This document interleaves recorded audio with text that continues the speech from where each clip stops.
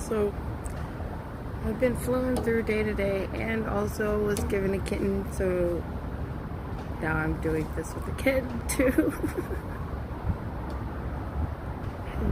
I don't know how this happens sometimes, but it just does. And then, oh my gosh, I found a bat in front of the doorway of the women's restroom. So I had another bat experience, except for this one ended up dying. And I was going to bury it, but it looked like they were going to do more work on this area that did have dirt. And I was like, I don't know, I don't want his grave to have all this craziness. So I just kind of went and put him in the water.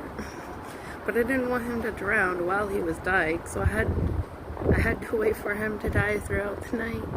And I kept checking on him every once in a while because I really was going to bury him, but I didn't want to suffocate him. So it was really weird. It was an interesting bat.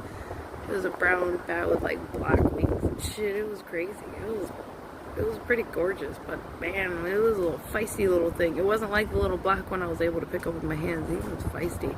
And then someone else, like that's like kind of like a gothic kid, like me, they into vampires and stuff like that. So he wanted to go. He was playing with the freaking bat for a while. He even got it to a point to where it was in his hands. But I was wondering if he was just got to the point to where he was that weak, he wasn't even biting anymore. And after a while, yeah, I think that's what happened. He must have had internal damage or something. But the guy that was looking at it was like, right, there's no blood coming out of its ears, nothing, like nose, mouth, but he was definitely dying. And I'm like, that's gotta be something internal that's not too good. So I did get a cat. It's all black. It looks like it's a long haired. So I am having to put water on her, keep her cooled down. I think she's about 5 weeks old. I went and got food from the resource or outreach center. That was a pretty far journey. So now I'm kind of like trying to rest my body before I try to go back over there for food or something. I don't know.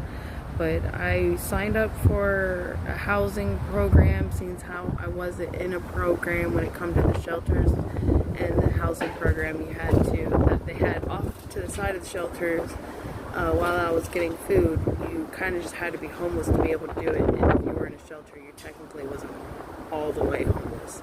So if you were in a program, you really weren't eligible for it. And I was like, well, I'm not even in a program, so I guess I'm eligible for this one. And they already had me in the system because of Jack's Beach.